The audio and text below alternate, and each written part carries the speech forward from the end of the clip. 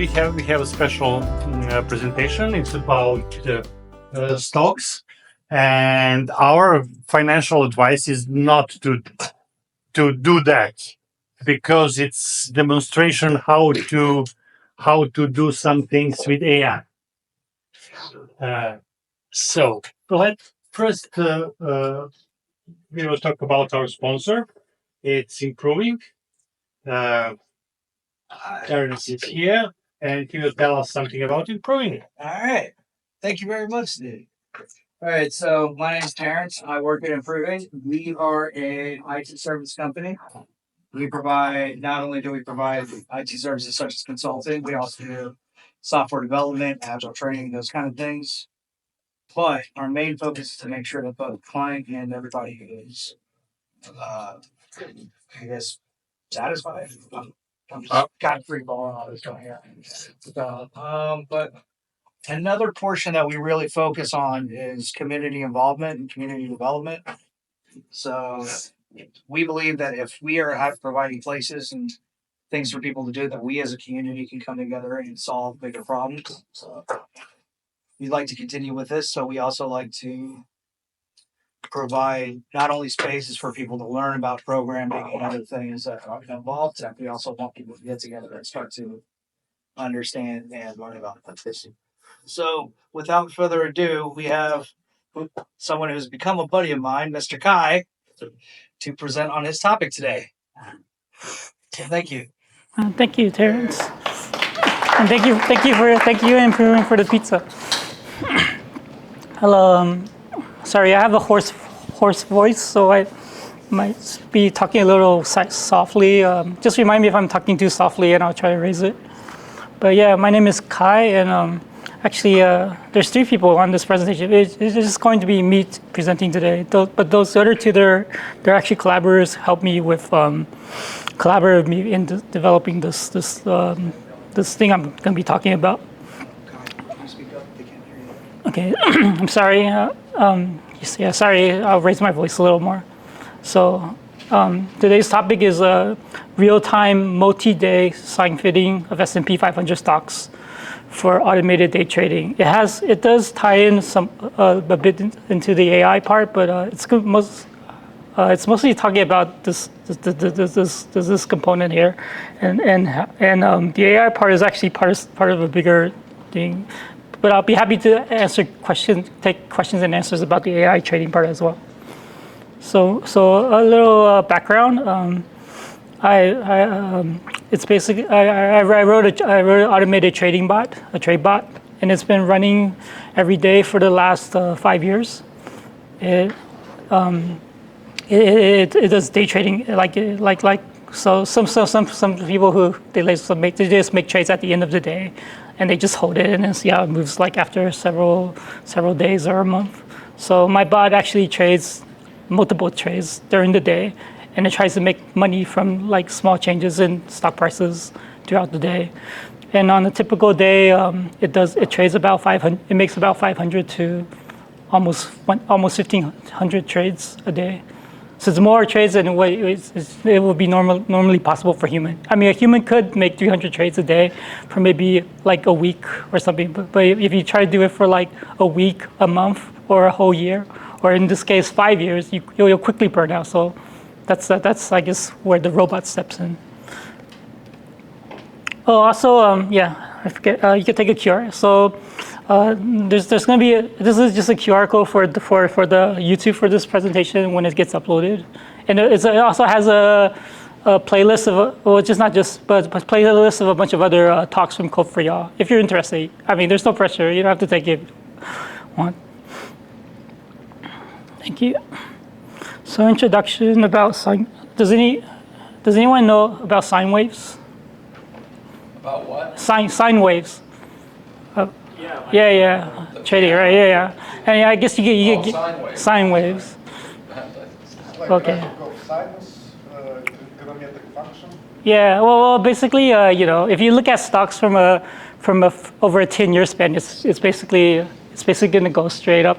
It's basically going to keep going up and up and up and up, right? And you can probably make a draw a straight line for it.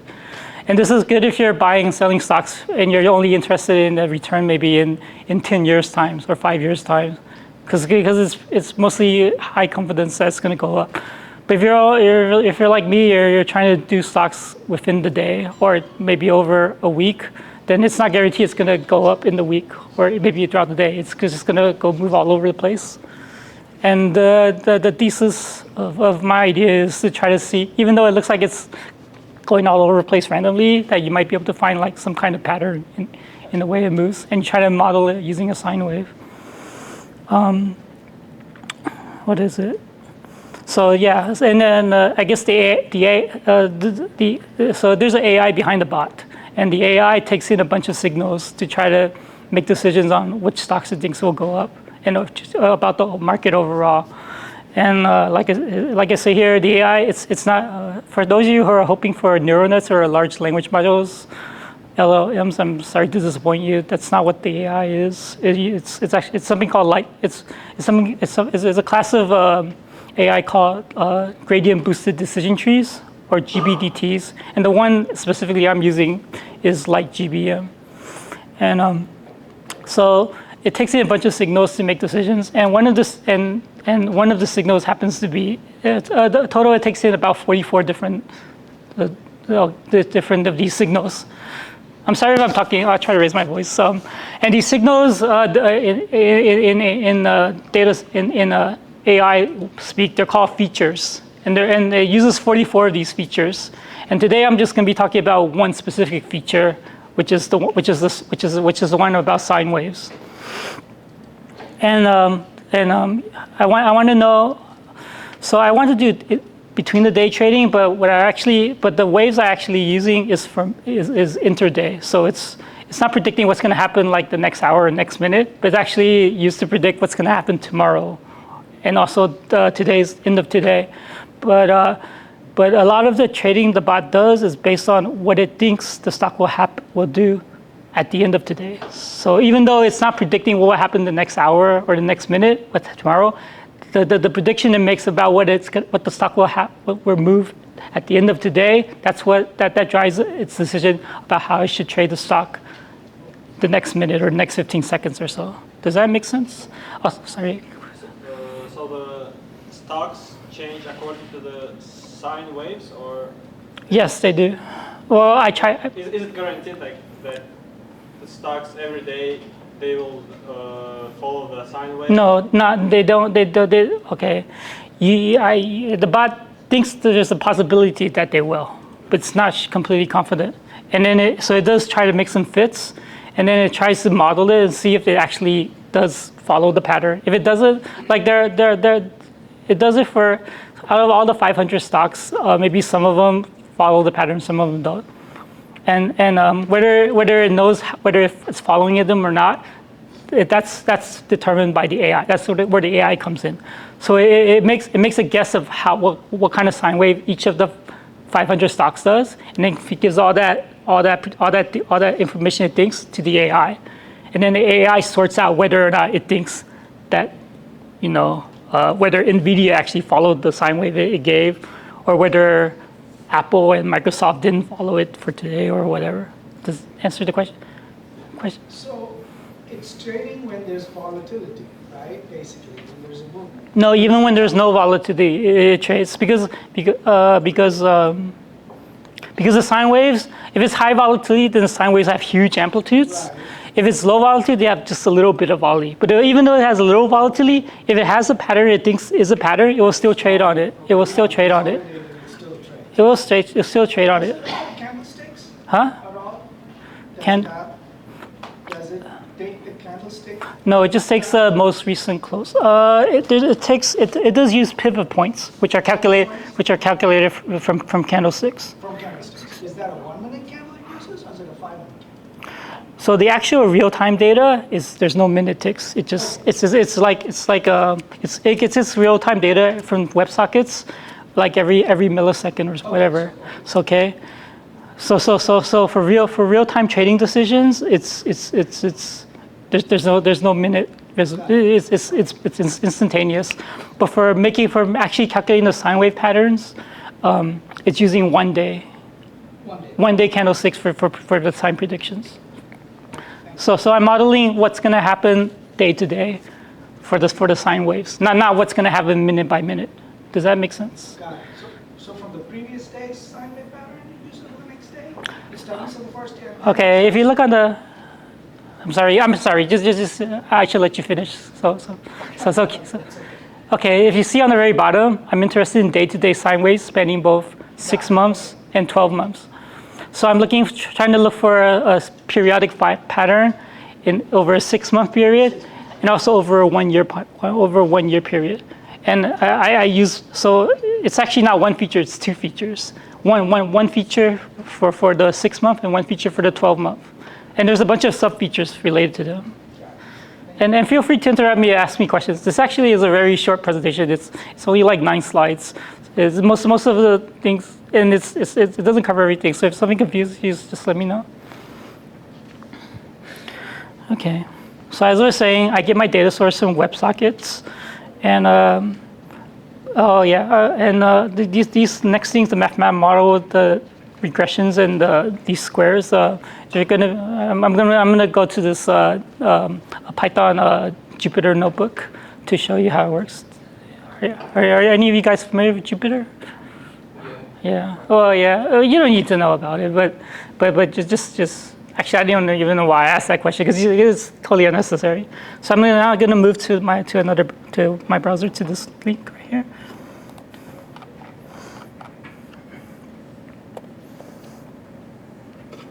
Let me move it all the way to the top.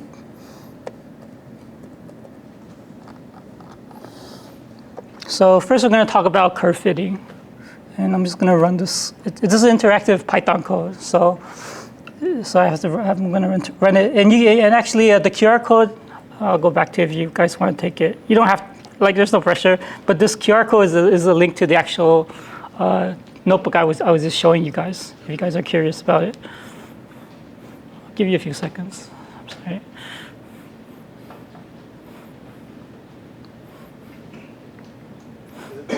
Open source is publicly available? Yeah.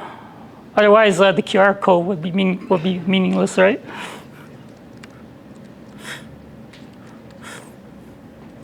And big credit to the other 2 co-presenters. They were the ones who put the effort to actually doing all this visualization stuff. So the code running these models is in Python in this website. But the actual in production, I'm not using Python. I'm using I'm running it in C because it runs faster. You're running what? C. It's written in C. The actual algorithm. How do I make this bigger? Sorry. There we go. So run this piece of code. Let's see here. We're going to talk about linear regression. Where is it? So we're going to visualize it. What's the average length they're holding the stock for? Anywhere from 15 seconds to the whole day. But never really more than a day? It can hold it more. Actually, it could hold 2 days, 1 week. It can hold it for. Okay. What happens is, for example, say Google, right? That's a really popular stock, right? So we'll buy 1 share of Google. 15 seconds later, maybe sell 1 share. 15 seconds again, buy 1 more share. So at the end of the day, it might still hold that share of Google. And then tomorrow, it might sell it or buy some more. And then so it might be perpetually holding Google stock for forever. But still buying and selling it every whatever. Answer your question? Yes, thank you. What are the indicators based on which the stock? Can you repeat your question My again? question is what are the indicators on which it holds the stock? Oh, so the question is, what are the indicators that hold these stocks? Like I said, they're called features, and like right here, right? Where is it? They're called features. There's 44 of these indicators or features, and the one I'm talking about is one of them. The other ones it talks about are the obvious one is 100, 200-day moving average, or the moving average over 1 year. That's what 200 days is, and then some other ones. It knows that how much longer they have to hold it, when to sell it. How long to hold it or set it? Yeah. Oh no, it buys and hold purely based on what it thinks, whether the stock will go up or down at the end of the day or tomorrow. So forecast. Yeah, forecast. So for example, I have Google's. Let's say I have some. I have, like in his example, I have some Google stock that I held over from yesterday for some reason, right? Like 10 shares, right? And it made a forecast that at the end of the day, the Google stock will go down. They might sell they won't sell all 10 shares. They might sell 1 share. And then suddenly the forecast changes. Oh, Google might go up again today. So then it would buy back one Google stock. So it doesn't decide how long I'm going to hold the stock. It simply decides, at the end of today, whether the stock is go up. If it's going to go up, I'm going to buy some of it. If it's going to go down, I'm going to sell some of it. So maybe by the end of the day, it just make decision based on the forecast. Yeah. To hold further or maybe to sell it. Yeah, but then what do you do at the end of the day? Because at the end of the day, it doesn't matter what happens at the end of the day, right? So towards 15 minutes before the end of the day, it relies on the forecast for what it thinks will happen tomorrow morning when the stock begins. So around 15 minutes before the end of the day, or towards the end of the day, it starts ignoring what the stock will happen at the end of the day and starts paying attention to what happens tomorrow morning. So suddenly, if it thinks tomorrow morning, it thinks Google's going to go up in the morning tomorrow, then it starts buying more stocks. So even if the indicator says Google stock is going down at the end of the day, it's ignoring that totally because it's now focused on purely what Google is going to happen tomorrow morning. So there's 2 predictions it's relying on. So one is what's going to happen at the end of today, and the other one is what's going to happen tomorrow. It's not binary if or. It actually weights both of them. So it starts giving more importance to what's going to happen tomorrow morning the closer it gets to the end of the day. Any other questions? Okay. And this is just a simple, like I was saying, if you look at a stock over a 10-year period, you'll see it's generally going to go up, right? And maybe you could draw a straight line through it, and so drawing the straight line through it is called linear regression, and it's the algorithm to actually do that is pretty straightforward. It's fairly simple to do. So, but of course, I'm not interested in what happens to the stock after 10 years. That's just simply too long for me to wait. I want to know what's going to happen at the end of today, or maybe tomorrow, or over a week, right? So if you look at a stock, let's say over 1 week, it's not, maybe it'll go straight up over the week, but mostly it's going to just zigzag all around, right? So in that case, so this is what a stock looks like if you look at it over 10 years. If you look at it over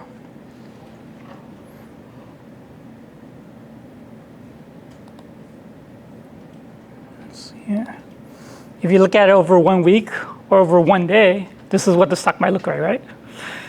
But and this is actually fake data, so to make it look more like in line with what I'm trying to do. But you can see it doesn't look. It's even if it's like going up. It doesn't look random, right? It looks wavy. Like you can sort of draw like a wave through this, right? With my mouse, which I'm doing right. Remember, my mouse. So. And where's the sine wave? Yeah, basically, this is what a sine wave looks like.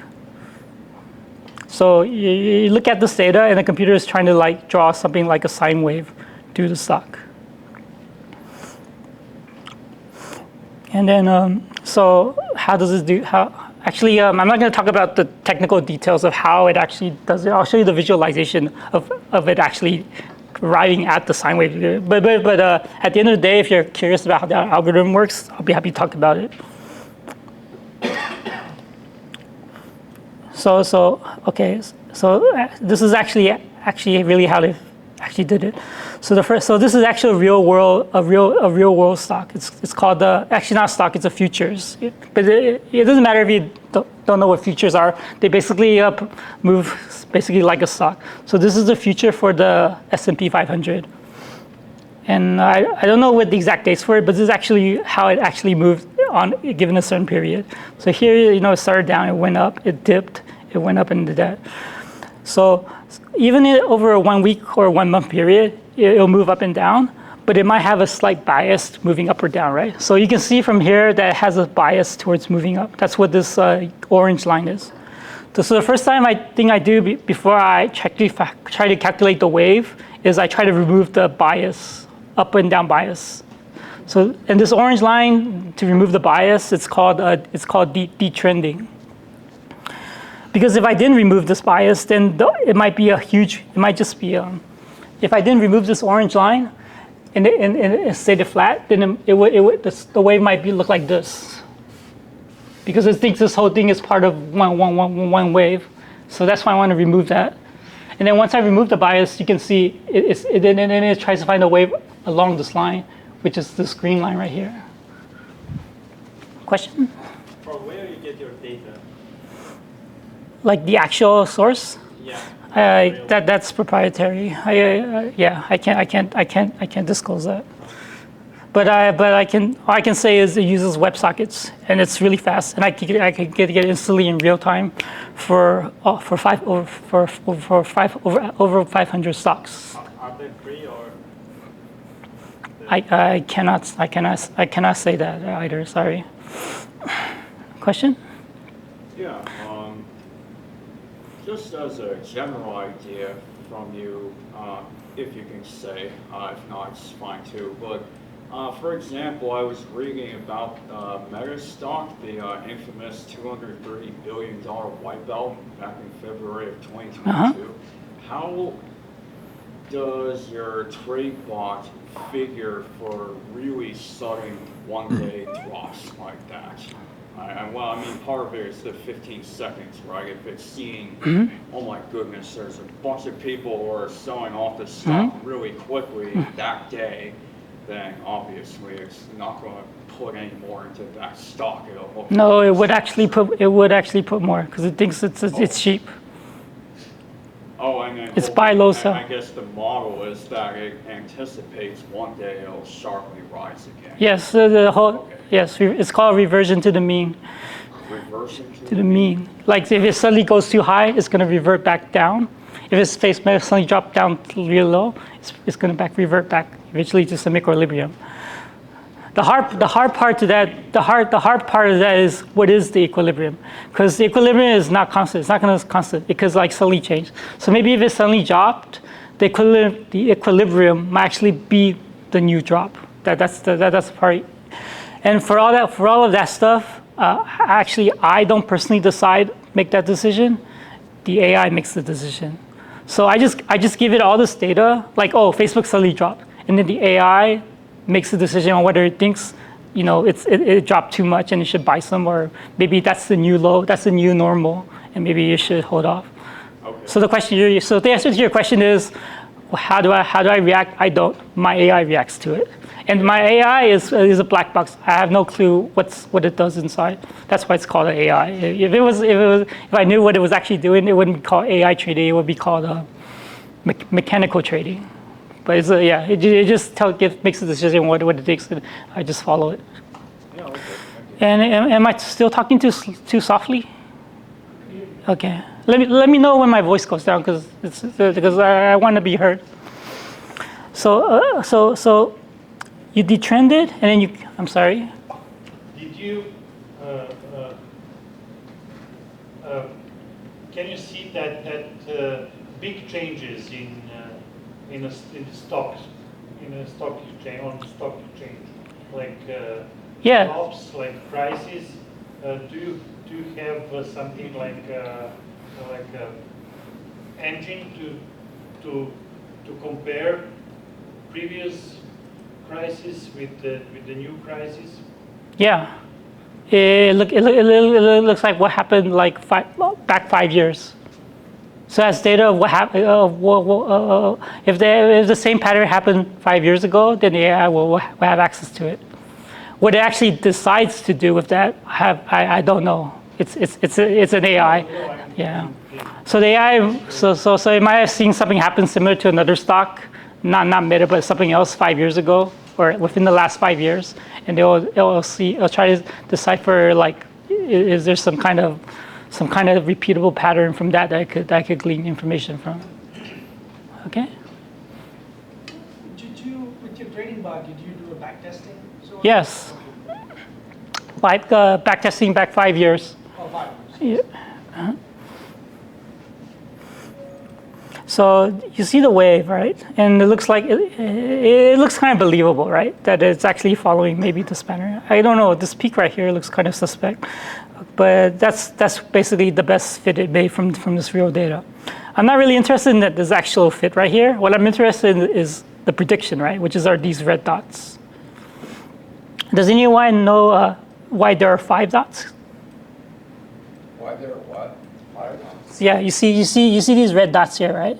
Yeah. You see, here's one right here, but then there's a jump, there's a gap, and there's 1, 2, 3, 4, 5.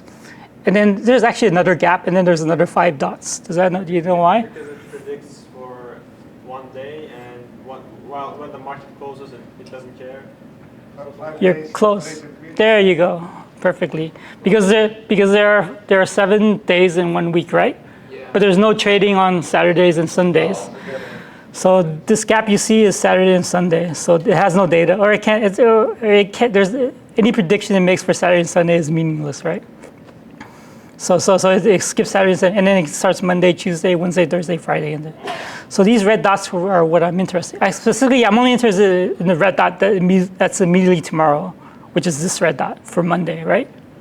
I don't care about Tuesday, Wednesday, Thursday, Friday, actually. So I'm not. So once I do all this calculations, all this work to do this thing, I spend so much. The bot spends so much time drawing these green and red lines. But then at the end of the day, it throws all of this away, and all it cares about is this dot at the end. And this dot at the end, you see it's going up. So from this signal, from this feature at least, it means that this stock is going to go up.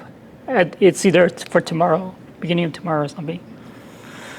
And if you want to see a time-lapse video of this over time, then this is what it looks like.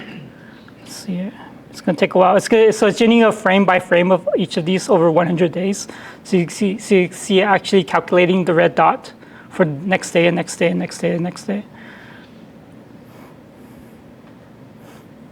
Can you explain again why exactly, or how does it remove the linear regression to get the sine wave? So this orange line right there, once it does it, it flattens this. So once it removes it, I see. it becomes like this. And then So the data points above the line are then used. no, not above, both. Okay. So right now it's like this, right? Once it fixes the regression, it subtracts that orange line. So when it subtracts it, it becomes like this. I see. So instead of like this, it becomes like this now. And once it's like this, then you can fit it against the sine. Okay. Thank you. Okay. And this is the actual. You see it calculating like every day. So day 74, 5, 8, 9. There's 100 days of it. It'll reset back to 0. So see, every time it calculates, you see the sine wave changing slightly to recalculate for each of the following days. And I throw all this data away. At the end of the day, once I finish all this, all I'm interested in is in this red dot immediately after. Everyone? You said this is for the whole S&P, right? No, for all 500 stocks. Yeah, all 500 Stocks in the S&P. Right now, but this one you see right now is for the index. Yeah, so. That's right, Yeah. but it's just Yeah. one. Yeah, not this is just one one. particular company. Yeah. Okay. Have you tried plugging in companies? Yeah, like I say, so this is just a toy case. I just want to show you right now. But I'm actually doing this 500 times every second or every real time. Instead, I'm doing this 500 times simultaneously every time I do this. Okay. Okay.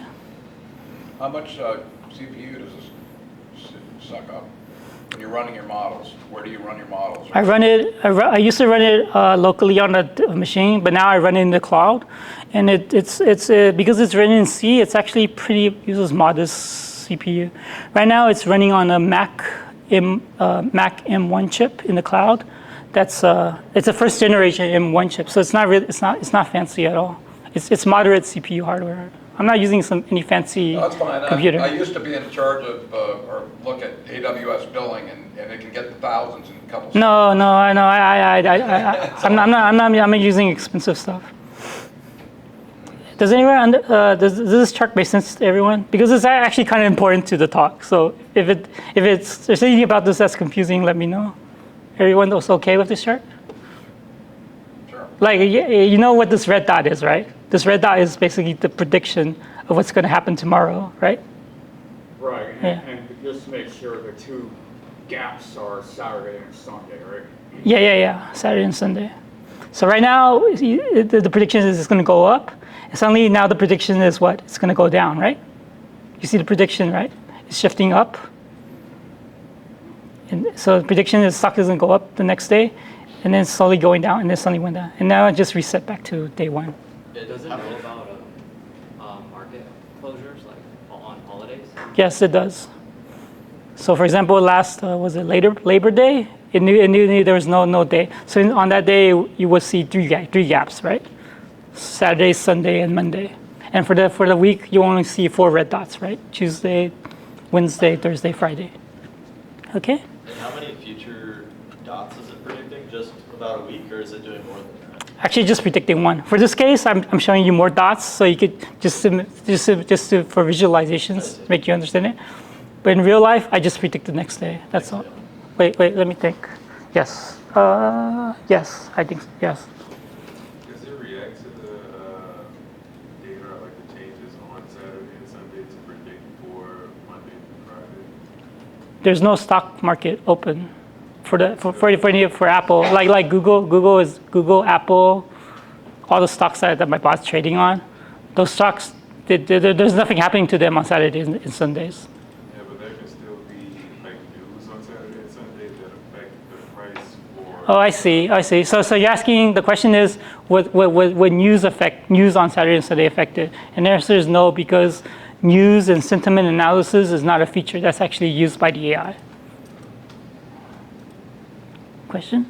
Do you use pre-market and after-market data, or is it just calculating through regular trading hours? Regular trading hours. Yeah. So you won't be considering futures either? Originally I did include futures on it, but I only restricted it to regular trading hours for futures. The reason why I only care about regular trading hours because after-hour trading data is very is trash. It's basically it's low quality because the volume is low, and it could be a mistake made by someone. There's lots of like errors in trading, mistakes made in after-hour, or the volume is so low that I have little confidence that it actually reflects what the sentiment of what the market is happening. So. Do you do short selling or just buy low and sell high? Huh? You mean? By short selling. Yeah, I don't short stocks, but I do trade in inverse ETFs. If you know what those are, right? Like stocks that move in the opposite direction. The main ones is SQQ, SPXS, and those basically move in the opposite direction of the indexes. So SQQQ moves in the opposite direction of the Nasdaq. So the Nasdaq goes up, then the inverse will go down. So if I think the whole market's going to go down, then I will start buying the inverse because I will be making money from that. But directly shorting stocks, no, it doesn't do that. But they can make money, like you say, in theory, on the market going down as well.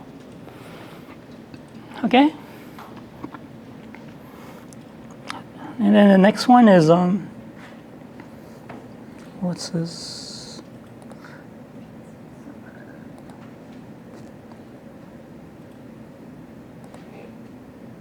Okay, the next one is so now it's a prediction, right? But right now it's only a prediction. I want to know, is this prediction actually good, right? Right now it's just a fortune teller telling me or tarot card reader telling me my future based on reading my hands or something, right? I'm like, okay, I don't believe you. Is this actually right? So this is how sort of the back testing strategy. This is a little off. It's what I actually use, but I'll go through a little. So each of these red dots is a prediction, right? And then the next day, this prediction happens. I mean, it's no longer a prediction; it actually happened, right? Yeah. So right today, this is a red dot. But Monday, like on Friday, this is a red dot. But when Monday comes around, this is no longer a red dot. It's now here, right? it's in the past. And I can actually compare this to now what happened. So in the next thing, you're going to see this is the red dot, and each of these gray dots was the prediction that already happened, and it's in the past. So say today is, what's this, Monday, Tuesday, Wednesday? Today is Wednesday, and this is a prediction for Thursday. So it's a prediction. I don't know whether it's right or wrong. But for yesterday's prediction, which is Wednesday's prediction, I actually have data, and I can predict it against the actual what happened to the stock. So this is actually the move. What the stocks, the blue line is the actual stock, and the gray dot is the prediction, and then this purple line is basically the error between the prediction and the blue line, right? And when I first did this notebook, I was talking about like the accuracy is basically the distance between how wide this line is, right? That would be my error. But now it's actually not. It's not that. It's basically what I'm trying to predict is whether the stock will go up or down. I don't care whether it's going to go up by 100%, a lot, or a little bit. I just want to know the direction. That's the only thing I want to know. So I just want to know whether the prediction that it would go up was correct or go down is incorrect. I don't care if it's like the prediction was really far off from the actual value. So what I'm actually looking for is here. Like you see the. So here's a gray dot from the past, and there's another gray dot from here, right? What I want to know is, did this gray dot move higher or lower than the past prediction? And in this case, this gray dot is higher or lower than this one. It's a little hard to see, but it's actually higher, right? So the prediction here is that the stock will actually move up in the next day. And you see this prediction was incorrect, because what happened to the stock, it was started here, and the next day it ended up down here. So this was an incorrect prediction. So prediction from here to here, what happened? Is this gray dot higher or lower than this dot? Lower. So the prediction is it would go down, right? What happened the next day? The stock actually went down. So this is actually a correct prediction. So that's and then I just tally up all the counts of these and see how much of them were correct, how much were incorrect, and that gives me a confidence in whether or not it was correct. And that's the basics of the back testing. So here again, let's see it one more time just so everyone understands. So from here to here, the prediction was what? Down, and it actually went down, so the prediction was correct. Here's down, it's also correct. Here the prediction from here to here is what? Down. But what happened? Went up. So the prediction was incorrect. So I just count them all up. And this is a prediction for just this one single feature, but the AI actually takes all of them together and makes one final prediction based on all 44 features. Okay, so just because this prediction that it says it's going to go down doesn't necessarily mean the AI will actually think it's going to go down, because it actually has to take into account the 43 other features. Okay. So I have a question. So does it like count in those real-time news which comes up? No, it doesn't, because how would you back test that, right? Like how do I test for that over the last 5 years? So that would be hard to test, right? I would have to somehow store the sentiment for each of those. I guess you could store the sentiment for all the news over the last 5 years, but it's not something I could look into it. You bring up a good suggestion. I haven't done it because it just seems like a lot of work. I mean, like if some good news like in pipeline for Tesla, so stocks might rise. Okay, but how do I train that data from the past? So at the end of the day, it's an AI, right? And the AI works by training, right? So I'm training the AI with this, right? I trained the AI that this thing went up, but it went down, so the prediction was wrong. I trained the AI that this went down and this went down, so it went down. Right? How would I train the AI that this news would make this thing go up from the past using past data? You can do it. You can do it, but just the nitty-gritty of actually doing it. It's a lot of work right now, and I guess I'm lazy. That's the thing. Does that make sense? You have a question? No, okay. So you can try. Kamala Harris is elected president, and stocks will go down. Okay, well, what about 5 years ago when Camilla wasn't running for presidency? How would I train for what happened in the past, right? Oh, I'm sorry. So for the backlog, this data is featured as it's a feature for that specific stock, or it's just It's a feature for all 500 stocks. For all 500 stocks. Yes. So it looks at what has happened on all 500 previous stocks. Yes. Yep. Throughout the day. Yes. And then it takes that into account. Yeah, it takes out. Yeah, and I'm not. And of course, I can't do that as a human. Yeah. The AI does that for me. This is for S&P 500, right? Yeah, this is for the S&P 500. You were talking about the news, right? Perhaps if they assign a score to each news for a specific stock in history, that would make it easier for you. Yes, that would. But you have to make sure the score is consistent. Yeah. If you make any changes to the score, then you have to throw it all out and rescore everything. How can you rate that? And then rescoring an article is not the same as like figure out the numbers here. It takes a lot of CPU to rescore it. Right? Like there's a difference between like quantitative data and the qualitative. I hear what they do is they don't actually read the content. They actually just focus on looking at the title of the article or something to make it more manageable, to make the CPU more manageable. Like even the big banks like Goldman Sachs, JP Morgan, like it might be too expensive even for them, even with all their supercomputing capacity. So the shortcut is like, just to analyze the title of the article. Questions? Okay.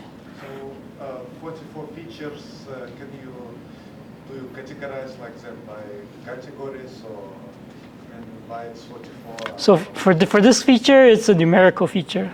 So it's simply a number, like here it went up by 0.1. The prediction here, the prediction is it went down more than like -0.2, -0.2. Here, you can assign numbers to how much the change is here, right? But there are things that are categories that are categories would be something like day of the week. Monday, Tuesday, Wednesday, Thursday, Friday, right? Each of those would be a different category. So you could train on maybe it sees, on Mondays maybe stocks tend to go down for some reason, and on Fridays they tend to go up or something. So you basically use both numeric and categorical features for predictions. Say that again. So you use both numeric and Categorical data, yeah. There's about 1, 2. I can count how many categorical. Let me see if I have the source code.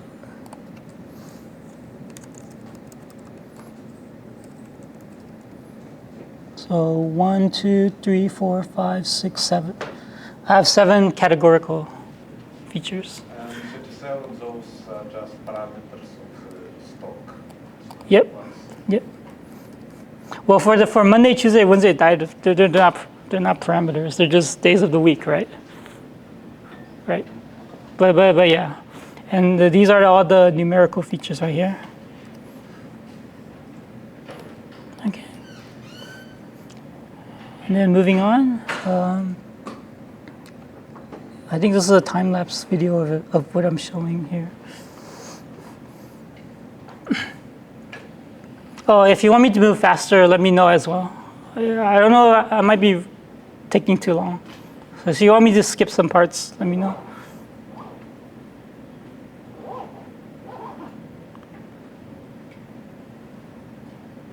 No, keep going.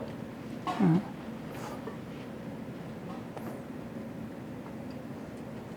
Yeah, here you can see like day to day what's going on. So this is the future, now it's the past, it's going like that. All right. And I think, okay, so like I say, this is just an example. I only did one stock because, for illustrative purposes. But of course, I'm not doing it for one stock. I'm doing it for hundreds of stocks. So this will show you it for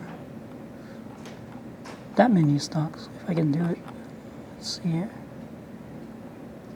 What would happen with your program and what your AI learn? If you say, for example, I will move everything and try to trade on European stocks, let's say European Union or German. German stocks? I will have to change the data provider. The provider source I have right now, it only has, actually I don't know, it might have there might be no change. If it's able to provide like all the stocks from the DAX or whatever, then no change. You can feed the data from Europe and say, okay, those are data in Europe and how fast it can adopt. If the data if the data can give me Europe data, then immediately. I could immediately start doing forecasting for Germany. I'm not sure because I never tried to check to see if that my data source actually has non-US stocks. But if it does, then immediately I could do it. If it's not, then I have to use another data source provider, and then I have to take some time to translate that data into my system. I mean, your AI have patterns, learn some patterns in stocks. Yeah. It will. How it's going. It can. So you put everything in different environment and put data. These stocks are going differently. I mean, those are data for these stocks, and then the AI will use that patterns on different. Yeah, that entire process takes 5 minutes. Takes 5 minutes to calculate. So as long as I can get data from Germany, I can recalibrate the whole thing to use trading German stocks in 5 minutes. Okay. Would you need to recalibrate it if you wanted to move this over to, let's say, trade on crypto? Yes, because the data. Yes, because right now, okay. You use the word trading. You didn't use the word prediction. If it's prediction and my data provides crypto prices, then no, there will be no effect. But I don't know if the brokerage I'm using actually lets me trade in any kind of crypto. I'm pretty sure they don't. So because they don't, then I have to move my system to a new brokerage. And they're going to have completely different APIs. So if it's predicting and if they provide the data, fine. There's no change. But if I have to change, I have to go to a new broker. I have to rewrite the data source to adjust it to come into that would take time. And also the other thing is I don't trade crypto because there's commissions involved every time you buy and sell a cryptocurrency, right? The reason I trade stocks is because there's no commission. So like I say, my boss does anywhere from 500 to over 1,000 trades a day, right? It's able to do that and make money from that because there's no commission. If I'm doing all of that, I'm getting charged like a 50-cent commission for each trade. That adds up to what, like several $100s a day in commissions, right? So I recommend if you want to write a bot, you don't use crypto because that's not going to make, because the commissions is going to kill you. Okay. And here it is. So this is for I did it calculate for 11 different stocks. 1, 2, 3, 4, 5, 6, 7, 8, 9, 10, 11. You can see these 11, 1, 2, 3, 4 stocks. So this is what it looks like if you try to do the calculation over 11 stocks. Let me change the perspective.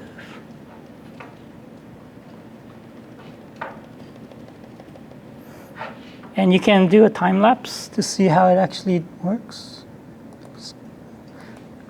I can adjust this.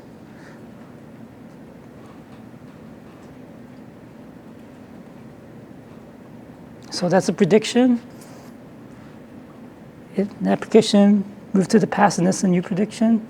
So this is what it looks like if it's doing it, every day. You see a bunch of these predictions for like 5. Yeah, but instead of 11 lines, you see it for 500 different lines. or more than 500, because it's not like I said, it's not just the S&P 500, but it's also the inverse stocks. I also trade some stocks that are not in the S&P 500, just because I think they're good stocks. Like example would be,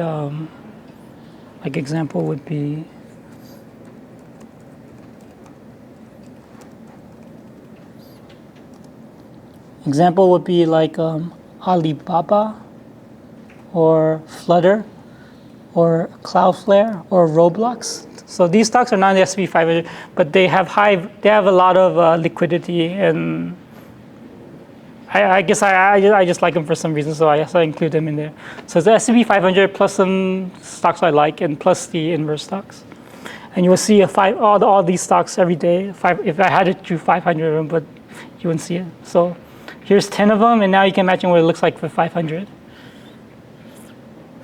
How would your bot behave if trading gets halted on one of the stocks you're trading on?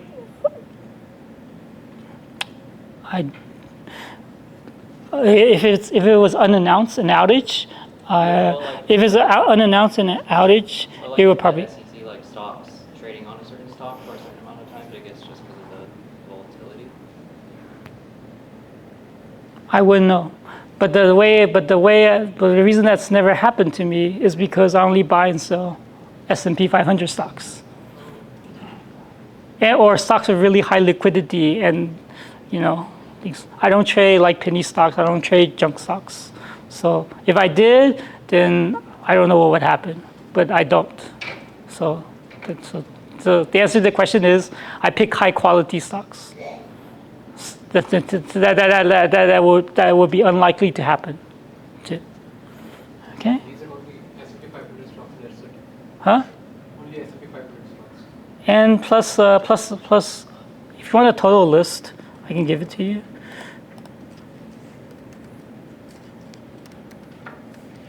Let me start the server.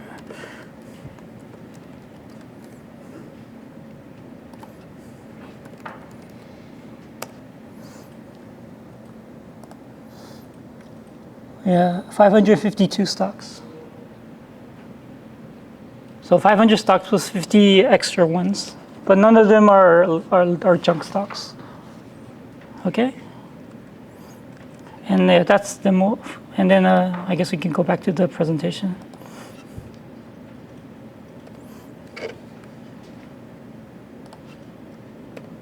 Oh, sorry. So yeah, this is this is the actual equation it's fitting against. We could go in detail about that like after the talk. It's a little technical, and I'm not sure interesting to a lot of other audience. So this is another graph. This is actual more higher resolution. This is also the S&P 500. I don't know what day range it is, but this is real data. So what you see here is let's see here. So each of these little gray dots is the actual price of this future. It's called a future, but for all intents and purposes, it acts like a stock. And this red line is the actual prediction from it, and this green line is just the detrended thing. Like remember I showed you that orange line. So this red line shows the trends. So it's bias. When you remove the bias, you get this green line, and you kind of can I use this to try to see the highs and lows. So here they predicted a high right here, and here did it match with this? Yeah, it did. See, it was a high right here. Here was a low. There's no low here. So I'm comparing. So the green line is a prediction, and right here you see where my mouse is. It predicted a low here, but in the actual S&P 500 index, it didn't actually go low. So this was a wrong prediction. Here it went high, it didn't go low. But this one's pretty good. So here it predicted it would be a low sine wave, and actually matched quite nicely with the low here. Oh, I remember the dates. This dip right here was from COVID. So this was around January 2020. So this sudden drop in S&P 500, and the sine wave also captured it. Here it captured a high somewhere, and then also hit high. You see high. Is what I'm saying confusing to any of you? No, it is, right? You don't know what I'm talking about. I'm sorry. So each of these green dot is actually here. I'm sorry. Someone should have told me. Actually, I don't blame you for not opening your mouth because I would probably keep my mouth shut. So you see these gray dots, right? These are the predictions. The red is the new prediction, and the gray ones are the ones from the past, right? So now these gray dots. So now these gray dots are green dots. So these green dots, I'm sorry, are these gray dots. Does that make sense? Okay. So each of these green dot is a prediction. Makes sense? And now remember when we were predicting the actual value, the blue line is the actual stock. So this blue line now is the gray line here. I'm sorry. So the color got mixed up. The gray is no longer the prediction. It's the actual stock right here. I should remove this blue line, gray line. But yeah. So here you see sort of the wave pattern from my Sine-Fitting, right? So this is actual sine wave pattern. So here you see the sine wave. It predicted the low point of the wave. And then this gray area right here, the actual thing shows there was a low point. Is that confusing to you? I'm sorry. It makes sense. The Yes. timeline. Okay. And okay. Okay. For it predicted that was coming over like a week or like every day. It predicts the sign, I guess. Yeah, no, it predicts for tomorrow. What you're seeing is a prediction for tomorrow. So that to get to that. So each of these predictions every day it was like, okay, it's gonna be lower, it's gonna be lower, and then it starts to notice it's gonna go back up. So that's when the sign then predicts. Yeah. So these green lines are the predictions for the next day, and then I map them to what actually happened the next day. And remember what did I say this dip here is? It's the COVID, right? When the stock tanked. And here, this is a sine wave. It went all the way up, and here you see it all the way up as well. So that prediction was correct. All right. Actually, if you don't understand, that's fine. I'm going to move on because I don't want to take too much time. Okay, and then finally, so I talked about multi-day. Actually, I actually recently also using it for intraday. So the ones you saw were predictions for the next day, tomorrow, right? These are predictions for the next minute. And I'm gonna go to this QR code to show you how the prediction works in that case as well. And you can take the QR picture of it if you want, or you don't have to. Okay. All right. And here we are. So let me remove all of this. So this is actually today, the stock market this is the S&P 500 for today, and you see it's, I don't know if you can see a wave. Maybe you see a dip here, and maybe you see a wave here, a dip here, a wave here, and then and then my bot is actually trying to create a sine wave from this. So this is the actual sine wave it predicted. So at the very beginning today, it didn't capture this dip. It predicted a high here, but from the wave, moving up and down, that didn't work out. And that didn't work out. Did this high work out? No, it didn't. This dip here doesn't work out. This height here, no. It didn't. No. So in this today, it was the waves that predicted didn't actually work out. And here's the peak. Yeah, it looks. Wait, is this a sign? Yeah, it is. Okay, so it didn't look like it worked out that well. Let's look at yesterday. So this is the daily market for yesterday. Yeah, I mean not yesterday, Friday. I'm sorry. Yeah. So if I reset the zoom, you see this is Monday, and there's a gap here, right? Because there's no Saturday and Sunday, and so this is from Friday. I'm sorry, not yesterday. So this is a thing from Friday, and this is the intraday sign predictions. from it. And this one is a little better. Here the gap, the height, it didn't capture. There was a peak here and it predicted a low here, so that was completely wrong. Here has a peak, and here the peak is actually pretty good. Here it predicts a low. I mean, here the actual red line, so the red line is SPY is low, and it actually has a dip here. That's pretty good. This peak right here represents this thing right there. It's pretty good. Here, I'll zoom in because the annoying thing is in the way. So here's predicts a low, and this is where it starts getting low. So yeah, for Friday, the prediction looks pretty good. And we could go back and look at Thursday as well. So this is Thursday. Let's see here. Yeah, that looks better. Yeah. And so, so this is actual real world showing you how the sine wave fits against this. And like yeah, Thursday, Friday it went well. Today it was like total crapshoot. But the nice thing is my AI doesn't rely only on this feature. So this is only one of 44 different features. There are 44 other features it relies on. And this is from Wednesday, and you can look at it for all the way back to, I guess, Tuesday. Like that. All right? What is this feature called? It's called sine wave. Oh, this one's sine wave. Sine wave. Okay. Yeah. So this is the S&P 500, right? This is the where's the actual fit?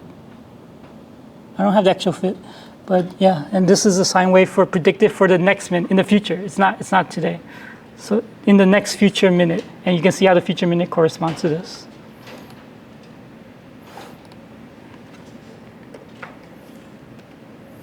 And yeah, this basically just outlined what I just explained to you, right? So when the market's going to go up, that's the signal to buy. And once it's reached the peak, that's the signal to go down.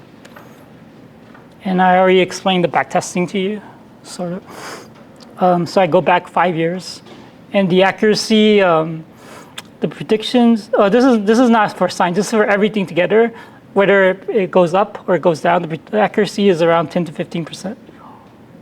Better than normal. So if it's completely random, it would be 0%, or I guess you would say 50%. 50 is 50 because 50-50 is random, right? So it's 60 to 65, and that's basically end of my talk. And now we could do questions and answers. And that's my LinkedIn, and that's the QR code for my LinkedIn. And you don't have to take it. Thank you. Any questions?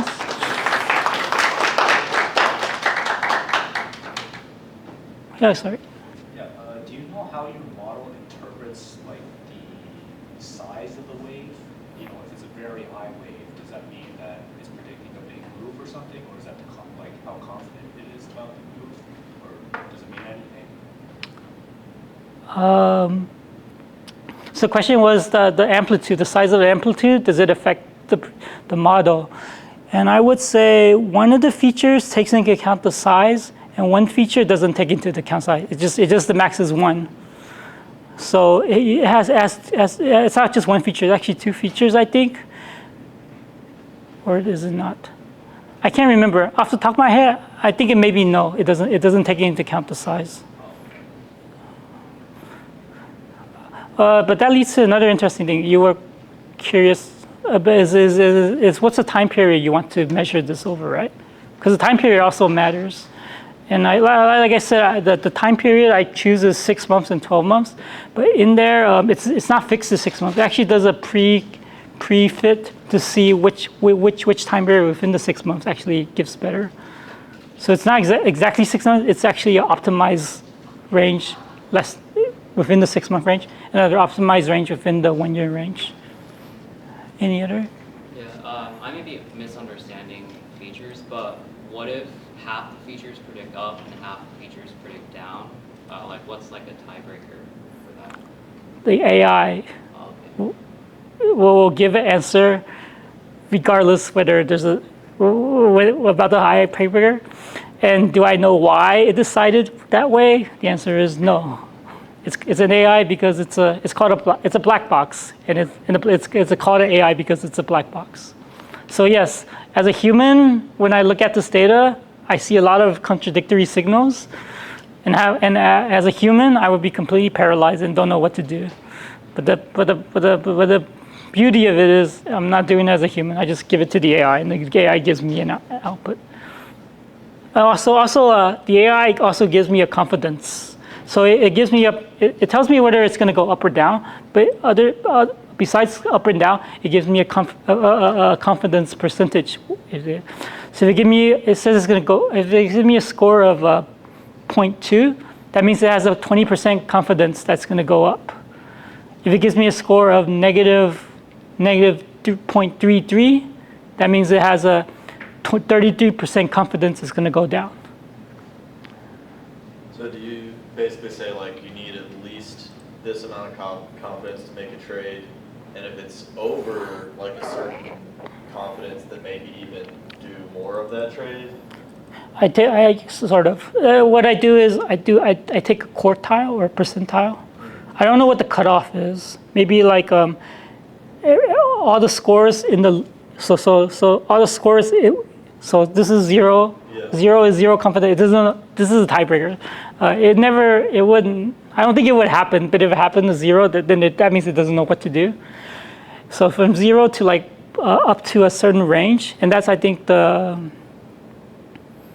25 percentile, the lower 25 percentile range of each thing, it throws away those stocks with those confidence. It doesn't bother trading them, and above it would do it.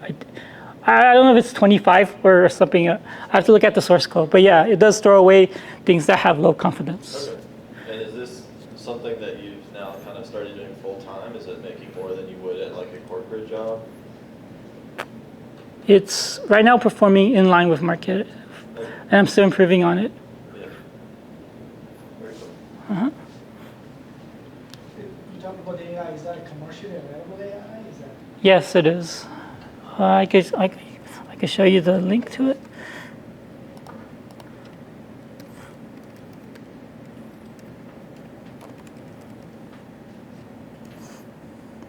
This is the GitHub source for it. You can actually download this thing. There's a download button here that you could download the entire binary. But this is the GitHub page for it. I'll make it bigger so you can see it. It's called LightGBM. It's a class of I'll show you the Google link for the class. It's called Gradient Boost Decision.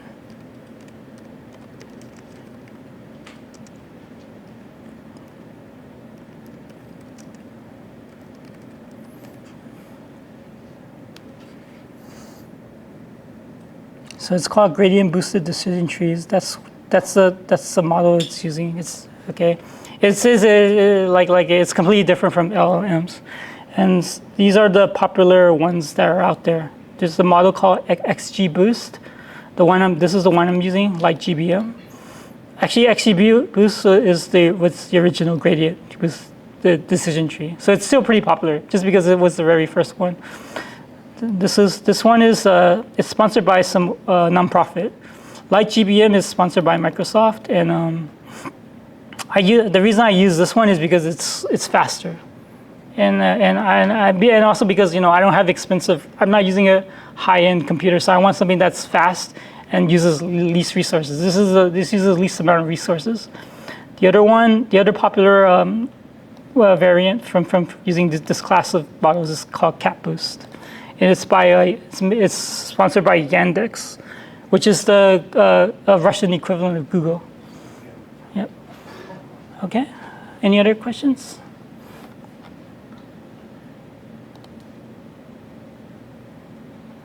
All right then. Can I ask you another, just a different question? What algorithms do the high frequency trading systems use? It's probably something wildly different, probably proprietary. Any idea on that? They use some. You're right. They are completely different. All they're doing is So let's say I'm Warren Buffett, right? And I want to sell 100,000 shares of Apple or somewhere, right? So I don't, because I'm Warren Buffett, I'm not going to sell it to the open stock market, right? Because if I try to sell, well, maybe I could, but if I try to make a big move in the open market, I'm going to affect the price. If I try to sell too much stocks, it's going to make the price drop really big or make it really bad, right? And let's say on the other side, let's say I'm some other famous investor, I don't know.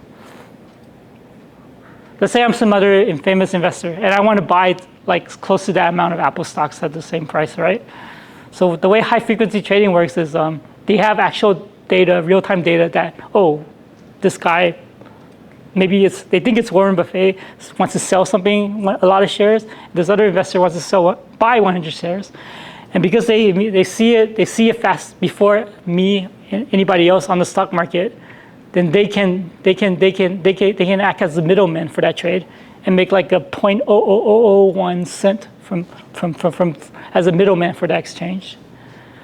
So high frequency trading it's not using algorithms. All it's doing is it's getting data before everyone else that someone is about to make a big move on the trade. And then before anyone jumps in to execute that trade, they jump in first in line and they do it before everybody else, and they make a really, really tiny amount of money by being the first person to do that. So it's not there is algorithms. The algorithm is not figuring out whether stock goes up or down.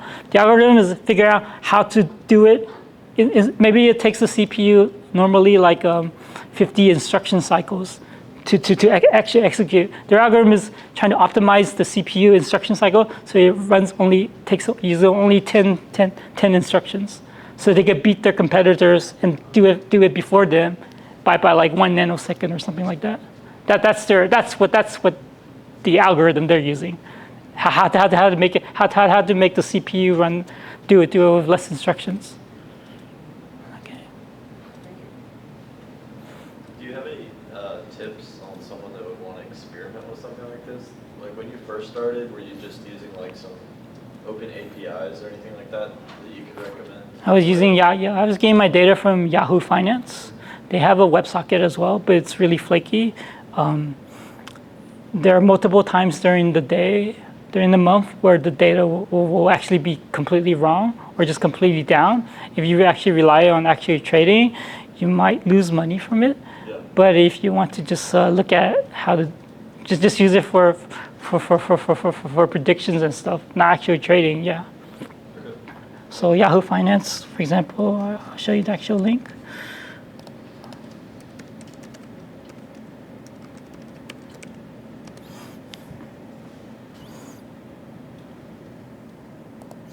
Oh, the market is closed, so you can't see it. But when the market's open, you'll see this moving up and down. And when it's actually doing, if you open this in the inspector, if I can see the web socket. Where's the web socket?